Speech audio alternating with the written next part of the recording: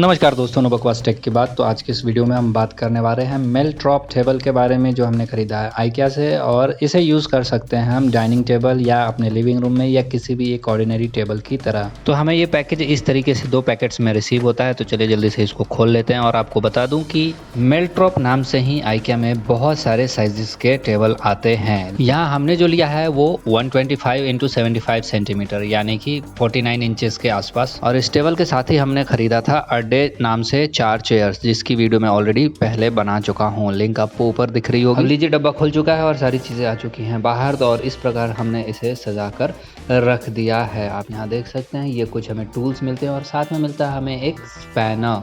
और असेंबली में लगने के लिए एक एलन की भी यहाँ पर दिया हुआ है जेड से। चलिए अब देखते हैं इसकी असेंबली के लिए। देखिए इस प्रकार से हमने इसे सजा कर रख दिया है। कौन सी चीज़ कहाँ लगेगी वहीं रख के उसके साथ लगने वाले नट बोल्ट्स को भी उसी प्लेस पर रख दिया है। तो आप देख सकते हैं यहाँ पे। तो सबसे पहले हम यहाँ पे लंबे वाले फ्रेम को लगाएंगे। लंबे वाले फ्रेम को लगाने के लिए जो प्लास्टिक के जो वॉशर्स दिए हुए हैं उनको एक तरफ से होल में डाल के दूसरी तरफ से बोल्ट्स को उसमें लगा कर इस तरीके से टाइट कर देंगे।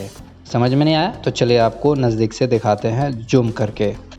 तो यहाँ पे आप देख सकते हैं इस प्रकार से लगेगा ये बोल्ट। और यहाँ पे देखिए, पहले इस बोल्ट को डालेंगे और उसके बाद इस प्लास्टिक के दिए हुए कुशन को या वॉशर को ऐसे नीचे की तरफ से डाल देंगे। और ऐसे ही तीनों चारों होल्स में आपको डाल देना है।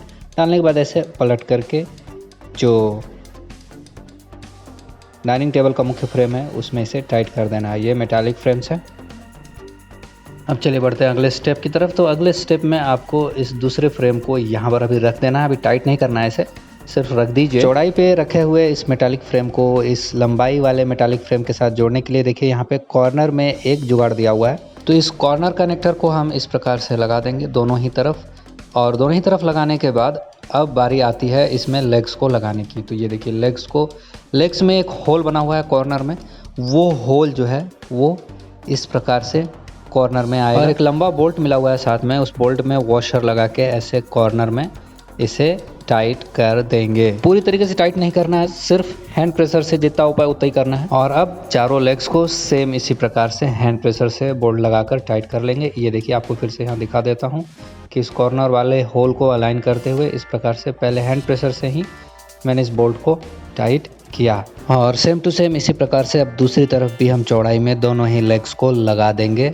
यहाँ पर मैंने आपको पहले ही बता दिया था कि बोल्ट्स को फुल टाइट नहीं करना है। चौथे लेग को लगाने में आपको दिक्कत हो सकती है यदि आप सारे बोल्ट्स को पहले ही फुल टाइट कर देंगे तो इस तरीके से आप चारों लेग्स को लगा के बोल्ट्स को दिए गए स्पिनर की मदद से टाइट कर सकते हैं। एंड दैट्स ऑल, हो गया हमारा टेबल इंस्टॉल। साथ में 4 कुर्सियों की असेंबली मैंने पहले ही कर ली थी। तो अब इसको सीधा करके 4 कुर्सियों को इसके साथ लगा देंगे। मीनवाइल ये सब काम हो रहा है, तब तक मैं आपको इस टेबल के बारे में कुछ जानकारी दे दूं। इस टेबल के चारों लेग्स और फ्रेम जो है वो मेटालिक है। और ऊपर का जो बोर्ड है वो पार्टिकल बोर्ड है। 4 लोगों के लिए आइडियली बहुत इनफ स्पेस है। 6 लोग भी इसे आराम से यूज कर सकते हैं डाइनिंग के लिए। प्रोडक्ट का लिंक और प्रोडक्ट के बारे में सारे डिटेल्स इंग्लिश में आपको डिस्क्रिप्शन के अंदर मिल जाएंगे।